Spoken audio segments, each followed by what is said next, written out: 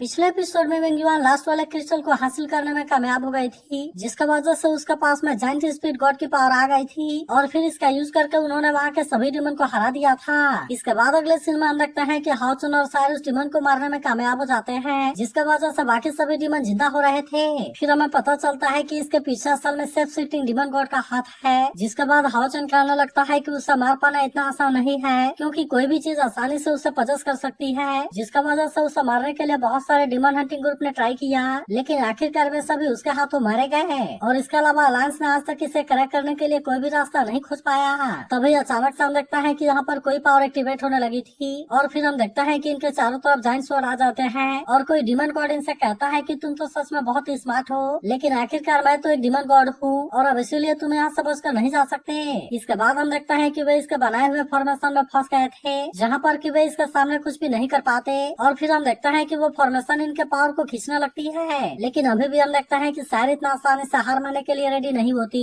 और इसीलिए वो अपने पावर का यूज करके इस पर अटैक करने के लिए कोशिश करती है, लेकिन फिर भी हम देखता है कि वो इसके पावर के सामने कुछ भी नहीं कर पाती। तब इसे देख हाउचन को सायर के बारे में चिंता होती है, जिस पर सायर कहती है कि मैं पूरी तरह से ठीक हूँ। तभी हम देखता है कि हाउचन भी अपने पावर का यूज करके अटैक करने के लिए कोशिश करता है, लेकिन हम देखता है कि वो भी इसके पावर के सामने कुछ नहीं कर पाता और इसके पावर का इस फॉर्मेशन के ऊपर कोई असर नहीं होता। तभी उसे पता चलता है कि ये फॉर्मेशन असल में उसके स्पिरिचुअल एनर्जी को खींच रही है, लेकिन हम देखता है कि वो इसे रोकने के लिए कुछ भी नहीं कर पा रहा था। मगर तभी हम देखता है कि वो डिमन गॉड भी इनके ऊपर हंसने लगता है और फिर इनसे कहता है कि तुम मेरे जिंगजू एपेटाइट किलिंग फॉर्मेशन के सामने कुछ भी नहीं कर सकते, क्योंकि इसे सॉल्व कर पाना पूरी तरह से इम्पॉसिबल है। अब इसीलिए वो इनसे कहने लगता है कि तुम इससे बचने के लिए कुछ भी नहीं कर सकते, क्योंकि ये फॉर्मेशन धीरे धीरे तुम्हारे सारे स्पिरिचुअल एनर्जी को खींच लेगी, जिसका वजह से तुम इसमें डाई होकर मारे जाओगे और फिर इस तरह से तुम भी मेरा हिस्सा बन जाओगे। लेकिन अभी भी हम देखता है कि हाउचन इतना आसानी से हार मानने वाला नहीं होता और फिर वो सायर से कहता है कि हमें मेन बॉडी को मारने के लिए ट्राई करना होगा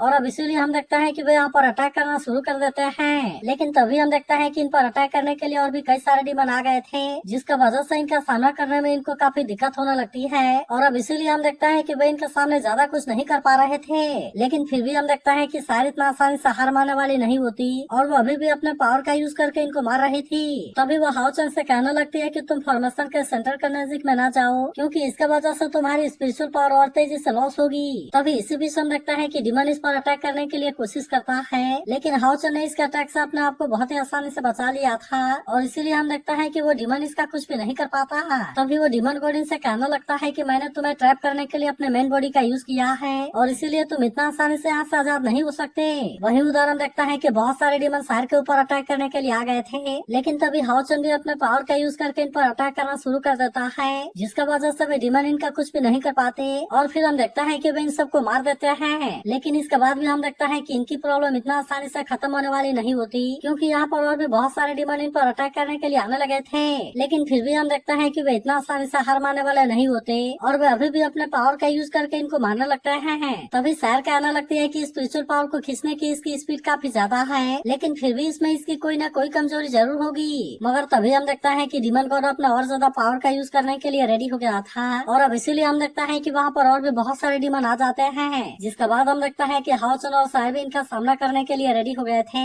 इसीलिए वे फिर से अपने पावर का यूज करना शुरू कर देते हैं और फिर हम देखता है कि वे अपने पावर से इनको मारने लगे थे। लेकिन वहीं उधर डिमन भी इतना आसानी से हार मारने वाले नहीं होते और हम देखता है कि वे अभी भी इन पर अटैक करने के लिए कोशिश कर रहे थे ताकि वे किसी तरह से इनको मार सके। तभी हम देखता है कि हाउचन और सायर ने फिर से यहाँ के सारे डिमन को मार दिया था, लेकिन इसके बाद भी हम देखता है कि वे फिर से जिंदा हो जाते हैं और वे कहने लगता है कि तुम हमारा कुछ भी नहीं कर सकते और तुम्हारी सारी मेहनत पूरी तरह से बेकार है। लेकिन वहीं अब हम देखता है कि हाउचन को भी इसके बारे में समझ में आ गया था और फिर वो कहने लगता है कि जब तक यहाँ पर डेड बॉडी रहेगी वो आसानी से यहाँ पर मूव होता रहेगा। लेकिन वहीं हम देखता है कि वो डिमन गॉड भी इतना आसानी से मानने वाला नहीं होता और इनसे कहने लगता है कि तुम मेरे एबिलिटी को रोकने के लिए कुछ भी नहीं कर सकते। लेकिन वही उधर हम देखता है कि हाउचन भी उसे इतना आसानी से छोड़ने वाला नहीं होता और कहता है कि हमें इसका असली रूप को बाहर लाने के लिए कुछ करना होगा। तभी इसी बीच हम देखता है कि उसे लाइट ट्रिपल वाले पावर के बारे में याद आता है, जिसका यूज करके एक बार उसने एक और डिमन गॉड को मारा था। अब इसीलिए हम देखता है कि हाउचन फिर से लाइट ट्रिपल वाले पावर का यूज करने के लिए रेडी हो गया था और इसका यूज करके वो सभी डिमन के ऊपर अटैक कर देता है, जिसके बाद हम देखता है कि डिमन गॉड भी इस पावर के सामने कुछ नहीं कर पाता और अब इसीलिए वो इनके सामने आने के लिए मजबूर हो गया था। लेकिन वो डिमन गॉड भी अब इनके ऊपर काफी गुस्सा हो गया था और कहने लगता है कि मैं काफी लंबे टाइम से इतना एम्बेरस कभी नहीं हुआ। तब इसके ऐसी बात सुनकर हाउचन उससे कहता है, ऐसा लगता है कि तुम कोई लोनली सोल हो जिसने कि किसी और के बॉडी को चुराया हो। लेकिन इसके बाद हम देखता है कि सायरी से कोई मौका नहीं देना चाहती थी और इसीलिए वो तुरंत अपने पावर का यूज करके इस पर अटैक करने के लिए रेडी हो जाती है। तब इस पर वो डिमन गॉड कहने लगता है कि अगर तुम मेरे सोल से बच गए तो क्या हुआ, लेकिन इसके बाद भी तुम मुझे नहीं मार सकते। मगर तभी हम देखता है कि सायरा अपना अटैक से इसे इंजर्ड कर देती है, जिससे देखो डिमन गॉड इस बात से काफी परेशान हो गया था और फिर वो कहने लगता है कि ये कैसी पावर है। तब इस पर सायरा उससे कहती है कि ये पावर डेथ गॉड की है जो कि सोल को हार्वेस्ट करती है। जिसके बाद हम देखता है कि वो डिमन गॉड इस बात से काफी डर गया था और अब इसीलिए वो अपनी जान बचाने के लिए वहाँ से भागने लगता है। लेकिन वहीं हम देखता है कि हाउचन अभी से इतना आसानी से यहाँ से जाने देने वाला नहीं होता और फिर वो अपने पावर का यूज करके तुरंत इसे घेर लेता है और कहता है, चलो मैं भी देखता हूँ कि तुम मुझे किस तरह से पजेस करते हो। लेकिन तभी हम देखता है कि सायर भी इसके सामने आ गई थी, जहाँ पर कि वो फिर से अपने डेथ गॉड वाले पावर का यूज करने के लिए रेडी हो जाती है और फिर हम देखता है कि वो अपना इस पावर का यूज करके अटैक कर देती है। लेकिन अब डिमन गॉड इसका पावर को रोकने के लिए कुछ भी नहीं कर पाता और फिर हम देखता है कि वो इसके इस अटैक में मारा जाता है। तभी हम देखता है कि उसकी क्राउन यहाँ से भागने के लिए कोशिश करती है, लेकिन सायर अपने पैर से कुचल कर इसे भी डिस्ट्रॉय कर देती है। फिर वो कहने लगते हैं कि बाकी डिमन भी यहाँ से भाग गए और इसीलिए ऐसा लगता है कि हमने उनको हरा दिया। वहीं उधर हम देखते हैं कि वेंगुआ ने अपने पावर का यूज करके सारे डिमन को मार दिया था, इसीलिए सभी सोल्जर इस बात से काफी खुश हो गए थे और फिर हम देखते हैं कि वे इसके लिए इसकी तारीफ करने लगते हैं। तभी हाउचन कहता है कि अब हमें भी यहाँ से वापस चलना चाहिए और अब इसीलिए हम देखते हैं कि वे दोनों भी वहाँ से आ गए थे। वहीं दूसरी तरफ हम देखते हैं कि इसमें इनके बहुत सारे सोल्जर भी इंजर्ड हुए थे और इसीलिए वे इनको ट्रीटमेंट देने के लिए ले जा रहे होते हैं। वहीं वेंगुआन मास्टर च्यू से कहती है कि वैसे तो सारे डिमन यहाँ से चले गए, लेकिन फिर भी मैं इसके लिए माफी चाहती हूँ क्योंकि मुझे यहाँ पर आने में काफी देरी हो गई और इसीलिए हम केवल एक सॉलिड रॉक को ही गार्ड कर सके। लेकिन हम देखते हैं कि मास्टर च्यू को इस बात से कोई परेशानी नहीं होती, इसीलिए वो इसे कहता है कि इसके लिए सॉरी बोलने की कोई जरूरत नहीं है क्योंकि जब ये सुआई ने रॉक वैली को क्रिएट किया था तब उसी समय मैंने इसके डाउनफॉल के बारे में भी एक्सपेक्ट कर लिया था, जिसके बारे में सुनकर वेंगुआन भी इस बात से हैरान हो जाती है। तब इस पर मास्टर च्यू बताते हैं कि हाँ तुमने सही सुना, क्योंकि मार्शल ये सुआई को भी जायंट स्पिरिट गॉड की पावर मिली थी और फिर उसने उस डिवाइन पावर का यूज करके उस बैटल को जीत लिया था। तभी हम देखता है कि उसी समय वॉर गॉड उसके सामने आए थे और उन्होंने उसे बताया था कि मैं वॉर गॉड हूँ, लेकिन अब इंसान और डिमन एक बहुत ही नाजुक बैलेंस पर पहुँच गए हैं, जिसका वजह से मुझे लगता है कि अब कोई भी वॉर नहीं होगा और इसीलिए मैं डीप स्लीप में जा रहा हूँ। लेकिन फिर हम देखते हैं कि उन्होंने साउथ ईस्ट फोर्ट्रेस के लिए डिफेंस क्रिएट करने का डिसाइड किया था ताकि अगर वॉर फिर से शुरू हो तो फिर उनके डिसेंडेंट इसके लिए फिर से वेकअप होंगे। जिसके बाद हम देखता है कि उस समय ये सुआई ने रॉक सॉलिड डिफेंस के लिए एक सीक्रेट वेपन को क्रिएट किया था। तब इसके बारे में सुनकर वेंगुआन कहती है कि ये तो इस तरह सा है। तभी सीनियर उससे कहने लगता है कि जायंट स्पीड की ब्लेसिंग वॉरियर में एक नई ऊर्जा लेकर आई है, इसीलिए मुझे लगता है कि तुम तो बहुत शांति के साथ में यहाँ पर प्रैक्टिस भी कर सकती हो। और फिर उससे पूछता है कि क्या तुम्हें अपने अगले टीममेट को गैदर करने के लिए जा रही हो। तब इस पर वेंगुआन उनसे कहती है कि आपको इसके बारे में ज्यादा चिंता करने की जरूरत नहीं है, क्योंकि इसके पहले मैं इसके बारे में बहुत कुछ करने वाली हूँ। इसके बाद अगले सीन में हम देखते हैं कि सभी सॉलिड रॉक के सामने आ गए थे, जहाँ पर कि वेंगुआन इनके सामने कुछ करने वाली थी। तभी हम देखते हैं कि वेंगुआन अपने पावर का यूज करके इसमें से क्रिस्टल को बाहर निकाल लेती है, जो कि दिखने में काफी पावरफुल लग रही थी। लेकिन वही हम देखते हैं कि वेंगुआन ने जायंट स्पीड गॉड के पावर को भी एक्टिवेट कर लिया था और अब वो इसका यूज करने के लिए रेडी हो जाती है। तभी हम देखते हैं कि वो क्रिस्टल पर अपने जायंट स्पीड गॉड के पावर का यूज करने लगती है, जिसका वजह से अब इसकी पावर और ज्यादा बढ़ गई थी। और फिर हम देखते हैं कि इसकी कलर भी पूरी तरह से चेंज हो जाती है, जिसके बाद हम देखते हैं कि बाकी सभी भी इस बात से काफी हैरान हो गए थे और किसी को भी इसके ऊपर यकीन नहीं हो रहा था। लेकिन वही हम देखते हैं कि वेंगुआन अब इसमें कोई देरी नहीं करती और हम देखते हैं कि वो क्रिस्टल को फिर से इसके अंदर डाल देती है। लेकिन अब इसका वजह से हम देखते हैं कि इसकी पावर पहले से काफी बढ़ गई थी, जिसकी वजह से इसका असर सभी सोल्जर के ऊपर भी हो रहा था। और फिर वह कहने लगता है कि अचानक से हमारी फाइटिंग स्पीड बढ़ गई है। अब इसीलिए हम देखते हैं कि वह सभी इस बात से काफी खुश हो गए थे और कहने लगता है कि इस फॉर्मेशन से तो हमारी ताकत बढ़ गई है। तभी वेंगुआन कहने लगती है कि ये वाला सॉलिड रॉक भी बहुत बुरे तरीके से डैमेज हो गया था, लेकिन मैंने इस पर जायंट स्पीड के पावर का यूज किया है, जिसके वजह से वो इसके रॉक में फ्यूज हो गई है और अब इसीलिए उसने उसे एक नया लाइफ दे दिया है। तब इसके बारे में सुनते ही सभी सोल्जर इस बात से काफी खुश हो गए थे, क्योंकि ये चीज अब इनके लिए काफी लंबे टाइम तक काम करेगी और ये इनको जायंट स्पीड गॉड की पावर देती रहेगी। वहीं हम देखते हैं कि इसके बारे में सुनकर मास्टर च्यू भी काफी खुश हो गए थे और फिर वो वेंगुआन को शाबाशी देते हुए कहता है कि तुमने बहुत अच्छा किया।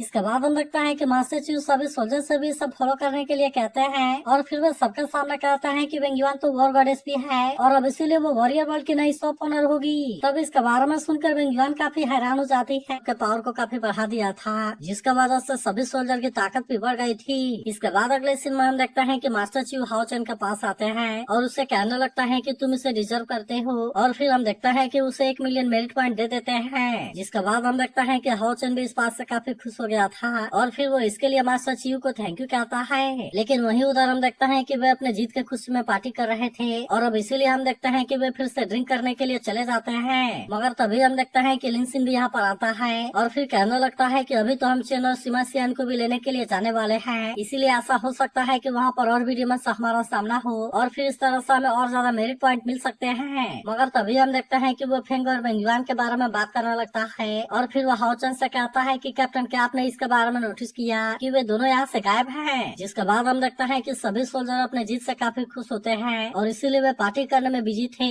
जबकि वही उधर हम देखते हैं कि वेंगुआन फेंग के साथ होती है और वहाँ पर वो काफी खुश लग रही थी। लेकिन तभी हम देखते हैं कि फेंग के दिल में कुछ और ही चल रहा था और इसीलिए वो वेंगुआन से कहता है कि आज रात का मूनलाइट काफी सुंदर है। लेकिन हम देखते हैं कि वेंगुआन इसके बारे में नहीं समझ पाती और इसीलिए वो फेंग से कहती है कि नहीं ये तो बाकी दिनों के जैसे ही है। मगर तभी हम देखते हैं कि लिनसिन और बाकी लोग भी इसे चुपके से देखने के लिए आ गए थे, जहाँ पर लिनसिन कहना लगता है कैप्टन ने कहा कि नाइट का ट्रेनिंग पीरियड केवल 3 महीने का होता है, जबकि फेंग को तो यहाँ पर रुके हुए 1 साल से भी ज्यादा हो गया। इसीलिए हम देखते हैं कि वो इसके बारे में समझ गया था और फिर वो कहना लगता है कि फेंग जरूर ही वेंगुआन को पसंद करता होगा, नहीं तो फिर वो इतना टाइम के लिए यहाँ पर नहीं रुका होता। लेकिन वही उधर हम देखते हैं कि हानियू को अभी भी इसके बारे में समझ में नहीं आता और वो लिनसिन से कहता है लेकिन फेंग तो मून के बारे में बात कर रहा है। मगर तभी हाओ चैन से कहता है कि तुम अपने आवाज को कम करो, नहीं तो हो सकता है कि इसके वजह से वे डिस्टर्ब हो जाएं। तभी इसी वक्त हम देखते हैं कि फेंग वेंगुआन से कुछ कहने के लिए चाहता है, लेकिन उसी वक्त वेंगुआन भी उसे कुछ कहने वाली थी। जिसके बाद फेंग वेंगुआन से कहता है कि सबसे पहले तुम ही बोलो। तब हम देखते हैं कि वेंगुआन भी इसके लिए मान गई थी और फिर वो फेंग से पूछते हैं कि आगे का तुम्हारा क्या प्लान है और अब क्या तुम नाइट हॉल में वापस आओगे। लेकिन हम देखते हैं कि फेंग ऐसा कुछ नहीं करने वाला था, इसीलिए वो इसे कहता है कि मैं नाइट हॉल में वापस नहीं जाने वाला, क्योंकि मैं अभी के लिए वॉरियर हॉल में ही रहना चाहता हूँ और भले ही मुझे यहाँ पर रहते हुए केवल 1 साल हुआ है, लेकिन मैं वॉरियर हॉल को पहले से ही पसंद करने लगा हूँ। इसी के साथ वो कहता है कि मैं वॉरियर हॉल के लोगों को भी पसंद करने लगा हूँ। लेकिन फिर हम देखते हैं कि वो इसके आगे नहीं बोल पाता। लेकिन तभी हम देखते हैं कि लिनसिन इसके लिए काफी एक्साइटेड हो जाता है और फिर वो सोचने लगता है कि क्या फेंग अपने फीलिंग को कन्फेस करने वाला है। मगर वही हम देखते हैं कि वेंगुआन अभी भी फेंग के बातों को नहीं समझ पाई थी, इसीलिए वो इससे कहने लगती है कि सच में क्या तुम वॉरियर हॉल में ही रहना चाहते हो, क्योंकि मुझे लगता है कि ये तो बेस्ट है। और फिर हम देखते हैं कि वो जैसे ही इसके हाथों को पकड़ती है, फेंग का दिल काफी जोरों से धड़कने लगता है। तभी वेंगुआन उससे कहने लगती है मैं भी उम्मीद करती हूँ कि तुम यहीं पर रहोगे ताकि इस तरह से तुम जायंट स्पिरिट आर्मी को मैनेज करने में हेल्प कर सको। फिर वो कहने लगती है कि वॉरियर हॉल में दोनों मास्टर के अलावा केवल तुम ही हो जिसके ऊपर मैं सबसे ज्यादा यकीन करती हूँ। जिसके बाद हम देखते हैं कि ऐसी बातों से फेंग भी काफी खुश हो गया था और फिर वो वेंगुआन से कहता है मुझे इस बात की खुशी है कि मैं तुम्हारा भरोसेमंद आदमी बन सका, लेकिन क्या इसके अलावा तुम मुझे किसी और चीज के बारे में भी बताना चाहती हो। लेकिन वही हम देखते हैं कि वेंगुआन अभी भी इसके फीलिंग के बारे में समझ नहीं पाई थी, इसीलिए हम देखते हैं कि वो सच में इसके बारे में सोचने लगती है और कहने लगती है कि इसके अलावा मैं तुमसे किसी और चीज के बारे में क्या बात करना चाहती थी। तभी वो इससे कहने लगती है मुझे इस बात की खुशी है कि इस साल मैं तुम्हारे साथ में मिलकर फाइट कर सकी। लेकिन वही हम देखते हैं कि इसके बारे में सुनकर फेंग थोड़ा सा उदास हो गया था। लेकिन इसके बाद हम देखते हैं कि फेंग उसे अपने फीलिंग के बारे में बताने के लिए रेडी हो गया था और आखिरकार वो इसे बोल देता है कि मैं तुम्हें पसंद करता हूँ। लेकिन तभी उसी वक्त हम देखते हैं कि लिनसिन ने माहौल को रंगीन बनाने के लिए फायरवर्क स्टार्ट कर दिया था, जिसके बाद उससे वेंगुआन फेंग के बात को नहीं सुन पाती और फिर वो उससे पूछने लगती है कि फेंग तुमने क्या कहा। वही उधर हम देखते हैं कि हाओ चैन लिनसिन से ऐसा करने के लिए मना करता है और कहता है कि तुम इतनी आवाजें करना बंद करो, क्योंकि हो सकता है कि वो इसकी बातों को भी नहीं सुन सके। लेकिन इसके बाद हम देखते हैं कि अब इसके बारे में काफी देरी हो गई थी, इसीलिए फेंग भी अब उसे अपने फीलिंग के बारे में नहीं बताता और फिर उससे कहता है कि मैं हर बैटल में तुम्हारे जीत के लिए विश करता हूँ और मैं उम्मीद करता हूँ कि तुम जल्दी से वापस आओगी। लेकिन इसकी ऐसी बात सुनकर वेंगुआन कहती है कि तुमने तो ऐसा बहुत पहले बोल दिया था। मगर तभी इस वक्त हम देखते हैं कि इसके ग्रैंडफादर के चिल्लाने की आवाज आती है, इसीलिए वेंगुआन इसके बारे में थोड़ी सी परेशान हो गई थी और फिर हम देखते हैं कि वो दौड़ते हुए वहाँ पर आ जाती है। लेकिन फिर उसे पता चलता है कि उसके ग्रैंडफादर को कुछ भी नहीं हुआ, बल्कि वह केवल ड्रंक होने की वजह से ऐसा कर रहे थे। इसके बाद हम देखते हैं कि वो अपने ग्रैंडफादर के पास आती है और वो समझ जाती है कि वो नहीं चाहते कि वो यहाँ से जाए। लेकिन इसके बाद हम देखते हैं कि वेंगुआन इसके लिए रेडी हो गई थी और इसीलिए वो हाओ चैन से पूछते हैं कि कैप्टन हम यहाँ से कब निकलने वाले हैं। तब इस पर हाओ चैन कहता है कि कल हम यहाँ से निकल जाएंगे, लेकिन मैं नहीं चाहता कि डिमन मुझे नोटिस करे और अब इसीलिए हमें ग्रुप में एक्शन लेने की जरूरत है ताकि इस तरह से हम उनके साथ में फाइट में इन्वॉल्व ना हो। अब इसीलिए वो लिनसिन और हानियू से कहता है कि तुम्हें सीमा सियान को लेने के लिए लिए जाना होगा। जिसके बाद हम देखते हैं कि वह तुरंत इसके लिए रेडी हो गए थे और लिनसिन उससे कहता है कि आपको इसके बारे में चिंता करने की कोई जरूरत नहीं है और मैं इस बात की गारंटी देता हूँ कि हम ये टास्क कंप्लीट कर लेंगे। जिसके बाद हम देखते हैं कि हाओ चन, सायर और वेंगुआन वांसु पैलेस में जाने के लिए रेडी हो गए थे ताकि वहाँ पर वे चेन से मिल सके। इसके बाद अगले सीन में हम देखते हैं कि वे वांसु पैलेस में जाने के लिए निकल गए थे, जहाँ पर कि कुछ टाइम के बाद वे पहुँच भी जाते हैं। लेकिन तभी वे देखते हैं कि यहाँ का नजारा सच में बहुत ही सुंदर है और इसीलिए वे कहने लगता है कि ऐसा एनवायरनमेंट में ग्रो होना सच में बहुत ही ब्यूटीफुल है। तब इस पर वेंगुआन कहती है इसमें हैरानी की कोई बात नहीं है कि चेन ऐसी चीजों को पसंद करती है। तभी इसी बीच हम देखते हैं कि इनके सामने कोई फिश आ जाती है जो कि हाओ चन के आसपास में घूमने लगी थी और इसीलिए हाओ चन कहता है कि ये फिश तो बहुत ही फ्रेंडली है। मगर तभी इस वक्त हम देखते हैं कि सायर को यहाँ पर कोई आदमी दिखाई देता है जिसके चेहरे पर कोई मार्क बना हुआ था और इसीलिए वो हाओ चन से भी उस आदमी के चेहरे को देखने के लिए कहने लगती है। लेकिन तभी हम देखते हैं कि वो आदमी तुरंत वहाँ से जाने के लिए रेडी हो गया था, जिसका वजह से हाओ चन समझ जाता है कि वो हमसे कुछ छुपाना चाहता है और वही वेंगुआन कहने लगते हैं कि कहीं वांसु पास में कुछ तो नहीं हो गया। इसके बाद हम देखता है कि वह यहाँ से आगे जाने के लिए रेडी हो गए थे, जहाँ पर वो आदमी भी इनके सामने से गुजरता है। तब इसके चेहरे को देख हाओ चन को भी इसके बारे में चिंता होने लगती है और इसीलिए वो भी सोचने लगता है कि कहीं सोल पैलेस के साथ में तो कुछ नहीं हो गया। जिसके बाद वेंगुआन कहती है कि फिर हमें इसके लिए कोई वेट नहीं करना चाहिए और फिर हमें जल्दी से चेन को खोजने के लिए निकल जाना चाहिए। जिसके बाद हम देखता है कि हाओ चन भी इसके लिए रेडी हो गया था, इसीलिए वो इसके बारे में कोई देर नहीं करता और फिर हम देखते हैं कि वे चेन को खोजने के लिए तुरंत ही पैलेस के सामने आ गए थे। इसके बाद हम देखते हैं कि वो यहाँ के गार्ड को एक्टिंग पैलेडिन वाला टोकन दिखाता है और फिर कहता है कि तुम जल्दी से जाकर अपने सीनियर को इसके बारे में बताओ क्योंकि हम यहाँ पर चेन को आपस से टीम में ले जाने के लिए आए हैं। लेकिन इसके बारे में सुनते ही सोल्जर अपने आप में कोई इशारा करते हैं और अब इसीलिए हम देखते हैं कि हाओ चन और सायर को भी इसके बारे में डाउट हो गया था और अब इसी वजह से हम देखते हैं कि हाओ चन और सायर को इसके बारे में डाउट हो गया था। इसके बाद हम देखते हैं कि वे इनको अंदर लाकर बैठा देते हैं, जहाँ पर काफी लंबे टाइम के बाद भी कोई नहीं आता। इसीलिए वेंगुआन गुस्सा होते हुए कहती है कि इन्होंने तो हमें काफी वेट करा दिया। मगर तभी इस वक्त हम देखते हैं कि कोई इनसे मिलने के लिए आ गया था, जो इनसे कहती है कि सेंट ने आपको मैसेज देने के लिए मुझे यहाँ पर भेजा है क्योंकि वो टीम में वापस से नहीं जाना चाहती और इसीलिए वो तुम्हें से किसी को भी नहीं मिलना चाहती। लेकिन हम देखते हैं कि वेंगुआन इसके लिए बिल्कुल भी रेडी नहीं होती क्योंकि उसे यकीन था कि चेन या फिर सोल पैलेस के मास्टर ऐसा कुछ नहीं बोलेगी और अब इसीलिए हम देखते हैं कि वो खुद ही उससे मिलने के लिए जाने लगती है। लेकिन तभी हम देखते हैं कि वो लेडी सोल्जर को इशारा कर देती है और इसीलिए वो सोल्जर वेंगुआन को जाने से रोक देते हैं। फिर वो कहने लगता है कि सेंट अकेले में प्रैक्टिस कर रही है और इसीलिए किसी को भी उनको डिस्टर्ब करने की परमिशन नहीं है। लेकिन वही हम देखते हैं कि सायर भी इनकी बात मानने के लिए रेडी नहीं होती और इसीलिए वो तुरंत यहाँ पर आए हुए लेडी के ऊपर अटैक करने के लिए रेडी हो जाती है। जिसके बाद हम देखते हैं कि सोल्जर उसे रोकने के लिए जाने लगते हैं। लेकिन तभी हम देखते हैं कि वेंगुआन भी इस बात से काफी गुस्सा हो गई थी और इसीलिए वो भी इन पर अटैक करने के लिए रेडी हो जाती है। फिर वो कहने लगते हैं कि सेंट ने यहाँ पर मैसेज भेजने के लिए किसी को भेज दिया,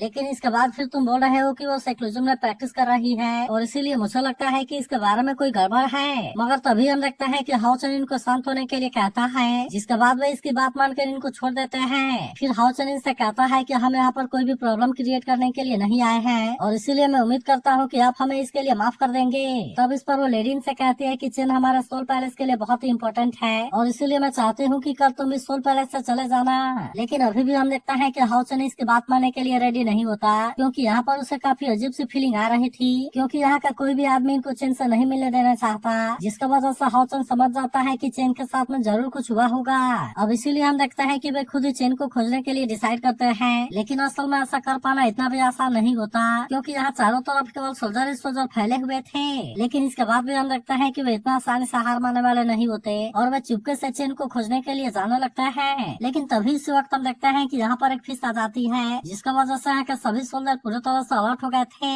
वही उधर हम देखते हैं कि हाओ चन के पास में इनसे फाइट करने के अलावा और कोई रास्ता नहीं होता, इसीलिए वो इनसे कहता है कि तुम ज्यादा ताकत से इन पर अटैक मत करना और मैं चाहता हूँ कि तुम केवल इनको नॉकआउट करना। जिसके बाद हम देखते हैं कि वेंगुआन इसकी बात मानने के लिए रेडी हो गई थी और अब इसीलिए हम देखते हैं कि वे सोल्जर के सामने आ गए थे, जहाँ पर कि वे अपने ताकत और पावर का यूज करके इन पर अटैक करना शुरू कर देते हैं। लेकिन वही हम देखते हैं कि वेंगुआन ने अपने कुछ ज्यादा ही पावर का यूज करके अटैक कर दिया था, इसीलिए वो इनसे कहने लगते हैं कि मैंने हमेशा ही डिमन के साथ में फाइट किया है और इसीलिए मैं अपने पावर को यूज करने से नहीं रोक पाई। मगर तभी इस वक्त हम देखते हैं कि इनको सोल पैलेस का मास्टर की आवाज सुनाई देती है, जो कि हाओ चन का नाम लेकर बुला रही थी। लेकिन जब वे पीछे मुड़ते हैं तो यहाँ पर इनको केवल एक बर्ड दिखाई देती है, इसीलिए हम देखते हैं कि वे इस बात से काफी परेशान हो गए थे और इसीलिए वेंगुआन कहने लगती है कि सोल पैलेस मास्टर बर्ड कैसे बन गई। वहीं उधर हम देखता है कि हाओ चन भी इस बात से काफी परेशान हो गया और उसे भी समझ में नहीं आता कि आखिरकार ये सब कैसे हो गया। मगर तभी इस वक्त हम देखता है कि सोल पैलेस मास्टर खुद इनके सामने आ जाती है और कहने लगती है, मैंने सुना है कि कोई विंच अंडरग्रुप चेन को खोज रहा है, जिसका वजह से मुझे लगा कि वे तुम ही हो। मगर तभी इस वक्त हम देखता है कि हाओचन को इसके पास में भी फिदा दिखाई देते हैं और इसीलिए वो इससे पूछता है कि आखिरकार यहाँ पर क्या हो रहा है। तब इस पर वो इनको बता देती है कि चेन को बहुत ही जल्द सेक्रीफाइस किया जाएगा,